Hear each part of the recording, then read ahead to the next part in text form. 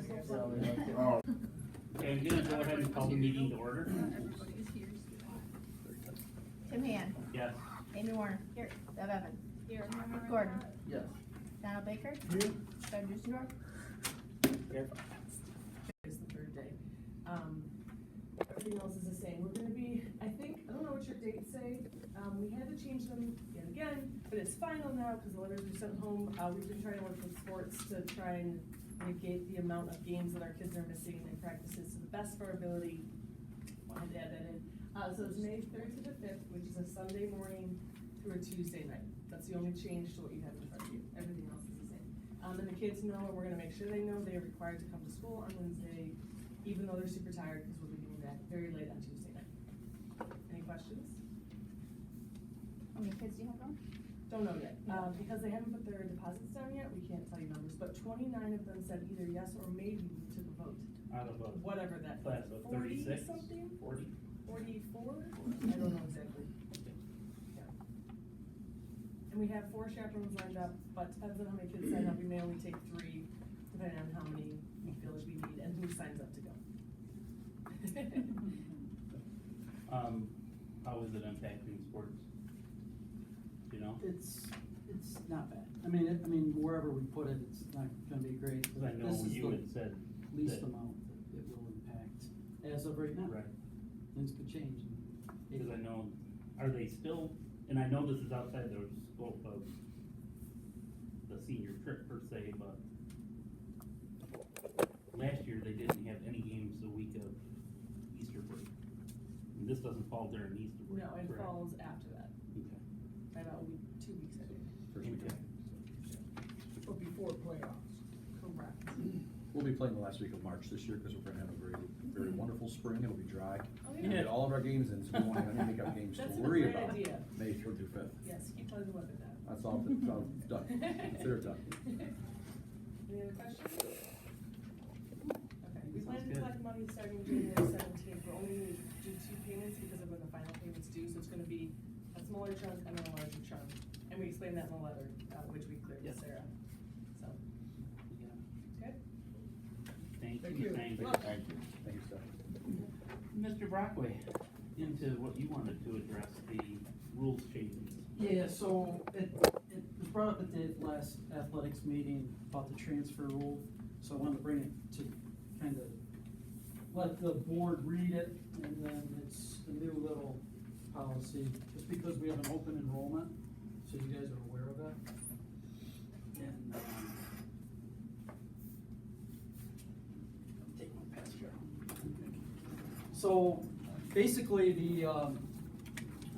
with the new transfer rule, it really only applies to 11th to 12th graders per se. So with our open enrollment, if we have I'll just give you for instance, if we have an out of district, so say you have a student that's got a Belfast address that wants to come to you. As long as that person enrolls here 6 months prior to, they have to start in March, they could play in September, the fall season. So as long as they're change of address within 6 months, they're allowed to play here, 11th to 12th grade. Now, if they didn't play that sport at Belfast the year before, they're allowed to play in the new school. This is only for concurrent sport years. So that's just, it really only is for varsity 11th to 12th graders. So, for instance, we had a person come in from Friendship this year, sophomore, and he was allowed to play in the fall because At the JV sub level. varsity. So 7 through 10, it doesn't affect anybody. It's just 11th and 12th graders. And that is if they don't have a change of address within 6 months, they have to sit out the calendar year. So then they can practice with the team, no games, no scrimmages for that year. And then as long as they come the following year to school here, then they can play. So What happens, Brian, if a young 7th, 8th grader comes to Genesee Valley their 9th grade year, they live in Wellsville. And the coach, varsity coach says, he's a good enough ball player, I want him on varsity in 9th grade, but he's coming with his dad. His dad's dropping him off every morning, we've accepted him as a new student. Within the 6 months Yeah. rule, so he still has a Wellsville address? Yeah. You're saying? So technically, section 5 has, 7 through 10 is classified modified JV. It's 11, 12. So even though he's gonna play varsity, it doesn't matter. Well, no. That's what I'm saying, he's coming in 9th grade and our varsity coach is saying, that boy, I want him to play varsity. Right, so he's not gonna be able to, unless he's got a change of address, because it really classifies. Cause he has never played varsity. Okay. Well, if he's, He's never played varsity. well, before. I know that, but it's really set up for the varsity level, which they classify as 11 to 12. Okay. But if he was to play varsity, still, I believe it would not fly. It says as 1 year, if as a 9 through 12 student, so the freshman would be included in that category. That they would have to sit out that Right, 1 right, year. That's what it states here. So the 9th grader would be included in that category. Yeah, so really, it's really for varsity level.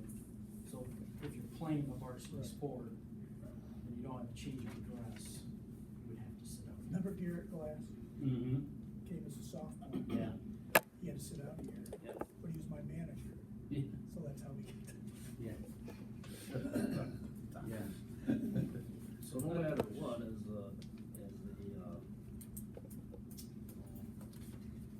if you don't live in the district and you come here, you can't play varsity sports for a year. That's pretty much the rule. Well, but you can come in March and be all right for fall. You gotta have that 6 months, change of address, When do we accept change of address. Just change of address, he really doesn't have to attend here. No, he has, he would have to have a change of address to be enrolled at GB. But he would have to come in 6 months prior, so that would Are we cut off would confusing be. change of enrollment versus Yeah. change of address? So Brian's talking about change of address, that is meaning that they're moving into the district because they're going to school here. Okay, so basically what this really pertains to is students who are going to school here, our new tuition-free students, whose address is in another district. And so if they played varsity soccer at SIO last year, and they come to GB, and if they come here and expect to play varsity soccer, they're not gonna be able to for a year. That's the bottom line with the section 5 rule. But if they play soccer and they wanna play boys volleyball, And they haven't played boys volleyball the year prior at the varsity which level, is what we ran into. then they're able to play. Then they're able- So it can't be the same sport. Your question about when we accept students, you have the second reading of a policy change tonight that establishes a window. Right now, our current policy is an open enrollment. Mm-hmm. This establishes a window from July 1st to September 1st. So basically, that's the open window that we're allowing people to come into the district. Now, if people want a petition to come in earlier, Beat that deadline. the challenge is, I don't think it's necessarily in the student's best interest to come to GB in March. I agree with that. And so when we're looking academically at why they're transferring to our district, We wanted to be we want academically. and not athletically. And so that's what the window is set up for. And the other piece that we're talking about is, we don't necessarily want people just jumping ship because they get the, for whatever reason. And so, having lived this the first year, the administrators came to me and said, we think a window is needed in this to really help to correct the policy and adjust the policy. So that's the recommendation, that's our second reading. And just because of where I work and I see it, how does this affect foster kids that are in placement, that are constantly being moved from district to Good district? question, I don't know the answer to that. there's some exemptions with foster. And that would be an exemption, obviously. There is some, I didn't read in great Okay. detail, but there is, that was Something to mentioned. cover that. And exemptions, yeah. And like, divorce Mm-hmm. those things are. Right. Yeah. I think we had a girl come from Auburn play on the varsity girls soccer team. Did she fall into that category? I don't know. So this is also, one of the things, We have a that girl on one of the varsity. establishes that this does is for exchange students, for example, that, I mean, obviously, there's a pretty good thing. It's really for trying to get people within the same region from jumping to a private school. You look at the Rochester City area, it's protecting, a lot of times it's protecting the Oh. suburban students and the city kids from jumping to the McQuaid, the Aquinas, the Bishop Kearneys, and being recruited out to come play. Now, I know, I was gonna say, when are they gonna do something with the parochials versus the publics? but that's the reality of it. I know. Well, especially when they're participating in section 5. 5. You know, Yeah. if they weren't allowed, like in Cat County, in section 6, they're not allowed, they have their They own have their own. playoffs.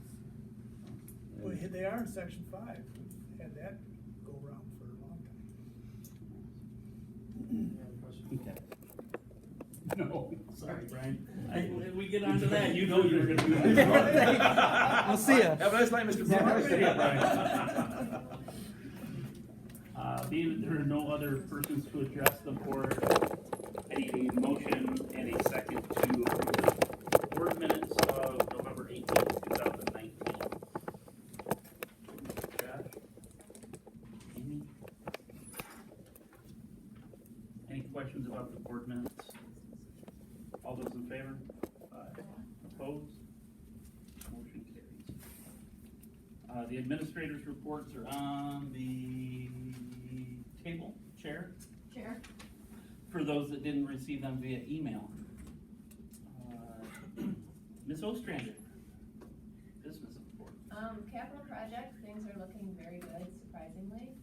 As far as Surprisingly? closing out, as far as closing out there, I'm getting a lot of information quickly, so the 12/31 deadline is really looking good for us.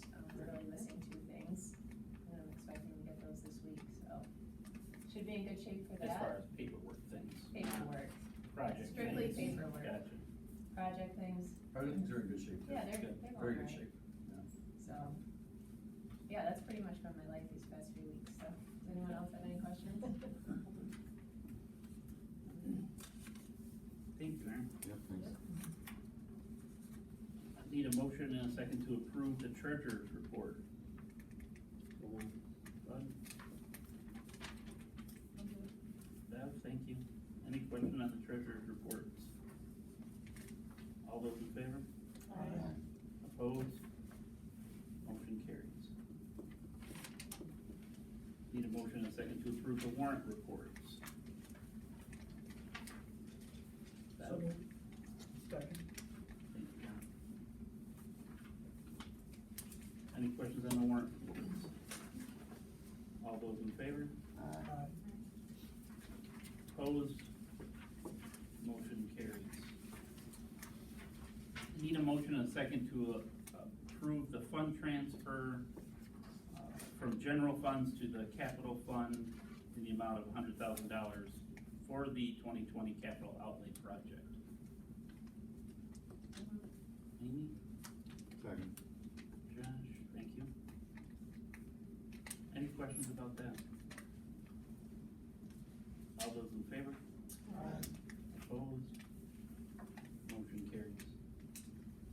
Approve the use of the reserve fund, it would be the compensated absences reserve fund in the amount of $17,667.77 for the 2018-19 retirements of Carol McCarville, Denise Klein, and Noreen Ryan. Fred, thank you. Amy? Any questions on that? All those in favor? Opposed? Motion carries. I need a motion and a second to approve the seeker resolution for the capital outlay project, which is lengthy, and I'm not going to read it word for word. Bev? I'll second on that. Thanks, Josh.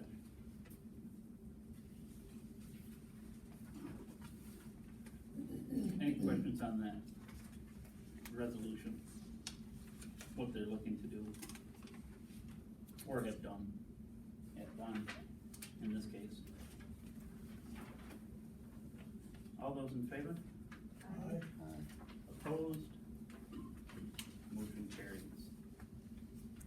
moving on to the consent agenda. There are 6 items. The overnight trip for high school marching band to Cedar Point, the overnight trip for jazz band to Disney in 2020, November. The first one was for May. The volunteers, Danae Foster, John Werner, Jordan Pettit. Second reading of the board policies, the attached lifeguard list, and then new scorekeepers, timers, Raleigh Duttweiler and Kennedy North Septicorn. Bud? Second.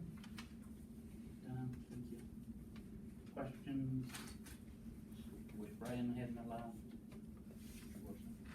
I don't know if we've approved any scorekeepers or Yeah, timers there's- for the, In the beginning of the year. for the swim team? We did them all, basically all the generic ones. Because we haven't had one at any of our meets yet. We'll take another look. That's Brian. I know They were we've been supposed to away be meets, on but the we've always had somebody travel with us. Okay. Timer, scorekeeper? Just a book, yeah, bookkeeper, right, Brian? The book. I'm surprised by the because we've had, we did them all The last upfront. couple of years, it was Amy Robinson, I believe, but not knowing if she was going to continue, or maybe she doesn't know about it. Yes.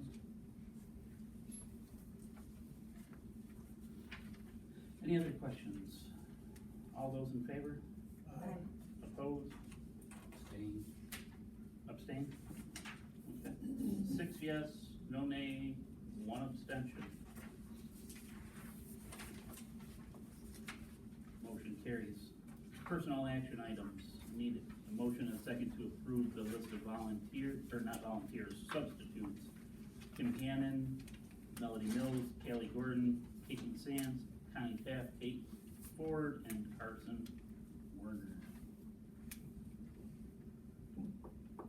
Do I have a motion? So moved. Don? I'll second. Thanks, Beth. Questions?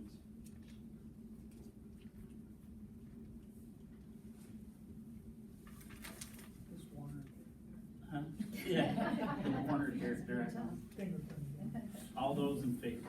Aye. Opposed? 1 abstention? Two abstentions. 2 abstentions. Oh, there's a Gordon. I assure you that they both went through a very rigorous background check, as well as an interview process. I've got 2 on there. All right, that passes 5 yea, 2 abstentions, no nay. Amend a motion of June 17th, 2019 by the board for Donna Slauson and Lindsay Simpson to share pay for co-advisors of the drama club to the sole advisor of Lindsay Simpson getting the full stipend. Fred? Second. Amy? Any questions on that? Is Donna not advising? Pardon me? Is Donna not advising? We're gonna anymore? run the high school portion of that program through the after-school program. Oh, okay. So one will be compensated through our grant, and the other will be compensated through the district program. Any other questions? All those in favor? Aye. Opposed? Motion carries. Who did the motions? Can Fred was the motion, Amy was the second, and carried 7-0. Appoint after school program workers, the first being Donna Slauson to work with the drama club, and the second Erica Granter working with the bowling club in the after-school program at the pay rate of $15 per hour. I'll move on that. Josh?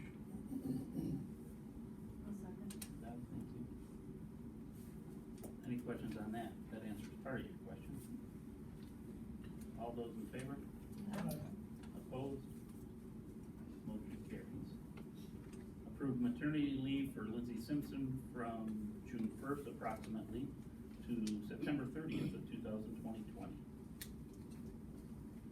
Fred? Amy, second. Questions? All those in favor? Aye. Opposed? Motion carries.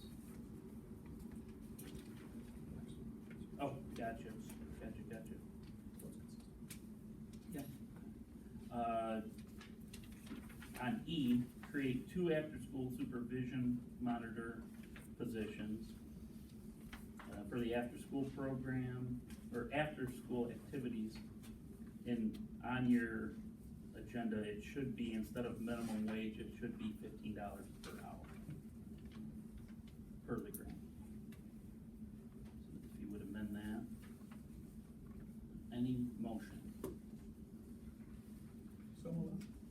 Okay, Bev with the motion and Don with the second. Questions on that? All those in favor? Opposed? Motion carries.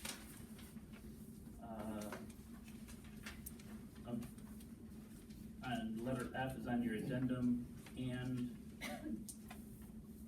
on your regular agenda, we're gonna use the addendum. Appoint 1 after-school supervisor or supervision monitor, Jennifer Hunt, at the pay rate of $15 per hour. Bev? I'll second. Amy?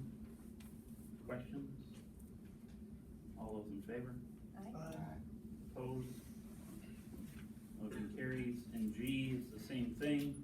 Tori Rounds at the same pay rate, $50 an hour from 3:30 PM to 5:30 PM following his duties as school resource. Buddy and Josh.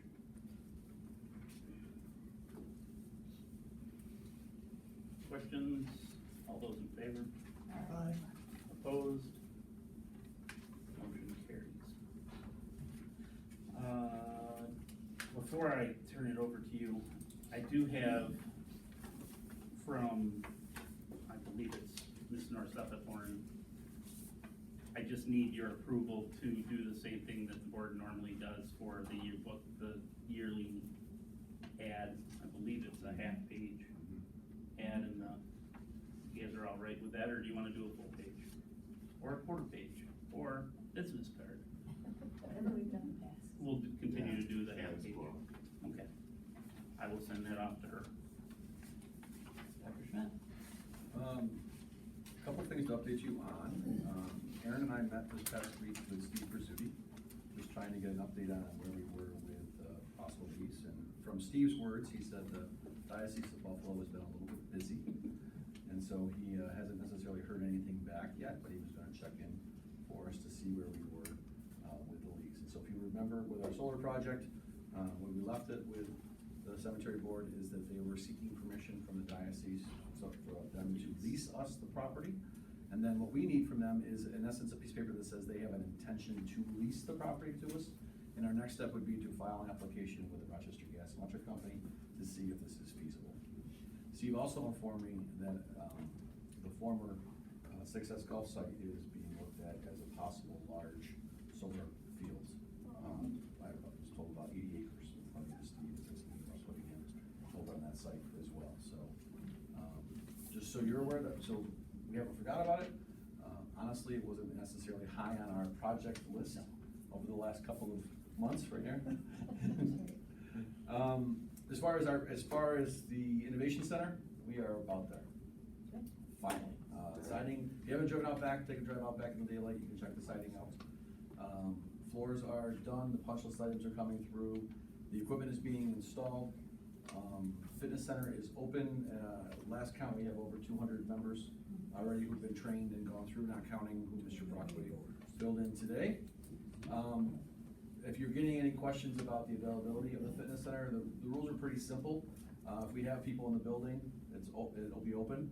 If we don't have people in the building, it'll be closed. So for over break, for example, we don't have people in the building on the weekends of break, so the fitness center will be closed. But the Monday, Thursday, Friday of Christmas week, and the Monday, Thursday, Friday of New Year's week, we will have people in the building, and so the fitness center will be open from 7 to 3. We're advertising that as we speak. So just so you're aware, and that's probably the rules we're gonna try to follow on the federal holidays or the holidays. If there's no adult in the building, we will close it, but if it's open, if there's someone here, we'll have it open. Thoughts? Yeah, I think we need to revisit it at some point, not now, it's new, but I'm thinking over the summer, because I know all That's a good point. custodians work Monday through Friday. Sure. people don't stop wanting to work out on the weekends. I think it's something we need to look at. And And we have 6 months to do so. And in Nelson City, we haven't gotten that far ahead. Yeah. If you want the Yeah. truth, we really are. No, and just- that's, I think it's just something to look down the road. It's gonna be an evolving process. Good thought. I'm not sure, I'll be honest with you, I'll be very curious to see how frequently it's used in the summer. Yeah. What we typically find is certainly in the winter, Right. it's used more. Yeah. But yeah, I'm certainly open to those conversations, and it's a matter of simply scheduling. Yeah. Typically in the summer, we have all of our cleaners on days, and we can talk about that, how that looks. Now, is there any charge at all? The one-time $20 charge. Now, the reason I ask is, a lot of people's healthcare coverage, medical and healthcare coverage, have a preventive clause in their healthcare, and their insurance company will cover, an exercise, program. I'm wondering if that's feasible. Well, they can certainly, we certainly give them a receipt, and they can turn that receipt into their healthcare company for reimbursement. So, and again, there's a one-time fee, and it's the only time fee, it's $20. And then there's a $5 charge if you lose your ID badge, to come in to replace the ID badge. So those are the only charges that the community faces. Now, is it just, we just have, supervision, we don't have any training program or anything like that going on? We Well, do? there is, as far as supervision, the supervision is the camera system that's in there. Okay. In order to get your access to it, you have to be trained and attend a training session. So Brian Emister, myself, I know Dan Anker, Brian Brockway, Tori Rounds, all of the PE staff, some of the coaches. I believe we trained a couple of community members as well, who can serve as trainers. And so that's why we've been able to go through so many people, we're trying to offer as many as we can, periodically, after school, during school, trying to connect. And I think you'll see the hours, evolve. I can see us, one of the questions that I still ask is it feasible for us to open during lunch or not, for some people who wanna come over and work out during lunch period? And it's so new, we still don't know how that would if it would negatively impact our PE kids coming in there, or how many people would take advantage of it, whether it's even worthwhile. So this will continue to evolve. Well, I'm saying, like, in the future, all it is gonna be supervision probably, once everybody's been trained. Or, because I know that the phys ed department, and maybe others, are trainers who can set up programs depending on what type of exercise program do you want. So each of the machines in You there. want bulk strength, you want, Yep. flexibility and stamina. The machines offer that. They're online programs. Everything's online. Oh, okay. So for the biking systems, for example, depending on what you're looking to build, they have a Right. program for you. There's also on-demand spinning classes that you can have an instructor where you're listening and watching the instructor teach you. And the same with the Pre-Core. Where the Pre-Core machines, they're set a variety of different weight machines. As far as the weightlifting goes, you're right, there's not a weightlifting plan, but each of the equipment except for the free weights all have a variety of, the Smith machine, for example, has a QR code on it where you can scan your phone, and there are about 20 to 30 different types of exercises of how you can adjust that machine to work out with. So, but as far as an individualized plan, Right, no. right. No, but that's something that could come. Certainly, as our community education evolves, this certainly could be something that someone who wanted to offer a weightlifting course in there, or just a general fitness course, we're certainly open to that. And we're hoping, as we finalize this project, we'll be looking to reallocate the equipment that's in the current fitness center. And the plan right now is to create that as a multi-purpose space. So it's a space for aerobics, a space for, a variety of community activities that they can come in, and they have a location rather than just being in the choir room or being in the cafeteria or the gyms when they're empty. So we have a dedicated space for them. So that's the plan now. If that evolves, we'll certainly let you know. Have you heard anything? Other than people are using it. Yeah. No news is usually good news. Everybody that I've talked to is like extremely happy with having something like that. I know the training I went through that Brian did, there was several people that aren't necessarily affiliated with the school, but have kids that go here. I mean, young kids that are like, yeah, I'll be here 4 or 5 times a week. We don't have anything, we were driving to Wellsville. Yeah. So, I think the Y may see a decrease in their numbers. Well, the other thing that people I've noticed taking advantage of is that you have to be 16 and over to work out in there without an adult, but if they're younger kids, they're sitting at the counter, and I'm seeing them and they're doing their homework. And that was part of the goal, was to gain access to our network, to be able to have those people who don't have high-speed internet at home. And so I'm seeing people utilizing that. Hopefully we'll have our new chairs in soon, because we changed the counter height, and then, but we didn't change the order of the chairs, and so there's a significant gap between where the seat is, the chair, and the counter. So we So their ordered. phone book isn't gonna fix. Yeah, well, they don't have phone books anymore. No. The old Sears catalog driving, it doesn't work anymore, so we date ourselves with that. But, so anyway, we ordered new stools. The other stools are gonna go into the center. I wanna update you on the pool. When we dug into the pool drains, we found this, larger issue than we initially, as you could probably guess. We found a $900,000 problem. Yeah, we did, but not quite. The pool drains themselves, were crumbling. All of the piping that was in the, subsoil literally was breaking apart and rusted. The soil and the water is so corrosive that after 17 years, 18 years in the ground, this pipe is very similar to what we saw with the concrete block outside the pool vestibule. It's completely disintegrated.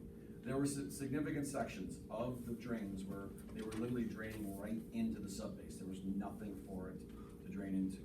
What we also found was that there were no schematics for any of the stuff that was in the concrete, and so they were basically cutting blindly around the drains. And so they, not only did they cut blindly, they cut into the controls for the scoreboard as well as the fire alarm system, because all the conduit were running through there. And again, no fault of the contractors, they didn't know.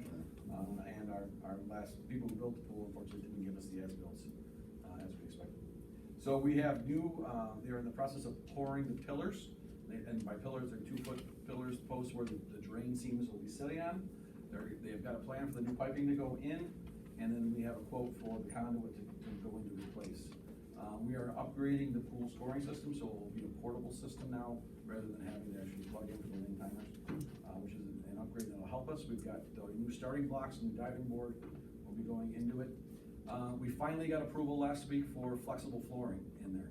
And so there'll be tile around the perimeter of the pool, and then from that drains to around the drains, and then to the rest of the pool, all the tile will be removed, and we will have a flexible flooring. So if the floor continues to move, hopefully we won't be popping tiles and won't be having the issues that we faced around the drains currently. The hard part is that there is a 30-day cure window, I was informed today, for the concrete, and they're looking to pour concrete starting in the next week to 2 weeks. So we were hoping to have them back in the first week of January. So it'll be more like our goal is to get some meets in February. That's what we're pushing them to try to make happen. Are they using a different material if the soil is that corrosive? Wouldn't this happen again? So what they're doing is they're actually pinning the deck to the sides of the walls so that it better supports the deck. And then they remove some of it, and then they're filling in some around it. But we anticipate, it's a great question, Amy. We recognize this could be just a Band-Aid, versus the $940,000 cost to literally dig up the entire pool, pull all the fill out around it. What we're hoping is that the pinning, and they're putting a lot of steel rod into the existing deck as well as into the building, that'll shore that up enough, even if the subsoil underneath it moves, it won't have a negative impact on the deck itself. That's what the architects and engineers are telling us. We'll see, ask me 20 years from now, or 15, or 10. Yeah. I hope not. I hope the flux, and the reality is, if you look at where the drains have moved, they moved enough to pop tiles. So hopefully this flexible flooring, if they do move, the flooring will move with it. And so it won't have the negative impact on kids' feet. But that was an extensive process. It was a month trying to get, and working with the health department. And Tyler Shaw, the health department, has been phenomenal with this. But trying to make sure that the specs of what we are putting in there, the new flooring, which is a very similar product to what we put in the makerspace and the technology classroom, instead of boxing flooring, that it meets the New York State standards. So I've literally found myself reading New York State Department of Health code for pool flooring to try to help wordsmith some of the pieces. But Amy makes a good point. You were saying that the drains disintegrated. They dissolved. What was it caused by the pool water itself, or the local surrounding water? Yeah. The subsoil? Yep. And you gotta remember, Don, too, since we did, prior to this project, what we did was we tried to address the water that was around the pool. Right. By putting in a deep dry well, and then now we're pumping that water all the way off-site. So that happened when we did the pool vestibule. So we're optimistic that we're being able to move the water from around the base of that pool, around the piping, it's not sitting there in the pool. That was the last project. So, I'll be perfectly honest with you, I'm not an expert in the area. I'm being told by the engineers they believe this will work. I gotta go with what their recommendation is. The other side of the coin was nearly, it would have been $1 million project by the time we were done, to try to fix this, and that would have been literally, basically almost a new pool. It would have been just the structure of the pool itself would have remained, we would have pulled everything out of there. I'm optimistic we're not gonna have to. And you gotta think, there's a lot of steel bar that's going into the concrete and into the structure around the pool, so hopefully that deck will stabilize, which is ultimately the issue. As far as the drains go, hopefully we'll never have to dig that pool up again and have to worry about it. So if the pipes disintegrate, think about what you're talking about. You're talking about people who jump out of the pool and then what the water is dripping off of them from the pool that goes into the ground. That's what we're really, it's not like there's anything toxic or anything. Right. And nor is it a massive amount. We were laughing about it. We're like, well, how much water really goes down these drains? Chris says, well, when we wash the deck off, that's probably the most that they get, is when they're hosing the deck off on a, consistent basis to clean it. Funny, because we didn't build down Belvedere because of the water situation. Yeah. But we've seen in 2 places now how corrosive the water is here on site. When they go to wash the deck, can they put a pH neutralizer in the water That's a good question. that would help with that? take care of the acidic level or the basic level Well, in the soil? Well, hopefully they won't be, that water that's on the deck will never get to the soil now, because we're putting a new drain system in. But to your point, how long, I've never seen steel pipe crumble like you're literally breaking a piece of a cracker off.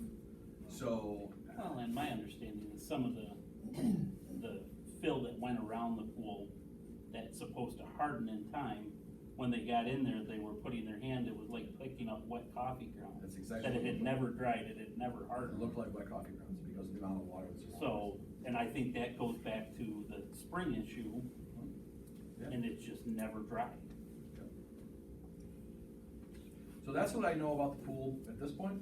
I will try to keep you up to date as far as it continues to evolve, but we're optimistic that everything will go well with the concrete over the next couple of weeks, and that we hopefully will be in there early February. After varsity season. Do my best. No, we have 1 meet in February, so. We're gonna try. That's all I have. I have a brief, something to touch you on, brief executive session. So, I will entertain a motion for executive session real briefly, and then we'll sign off on the good stuff and get them out of here. Amy and Buddy. Amy with motion, Bud with the second. Move to enter executive session, all those in favor? Opposed? Motion carried. All right, guys.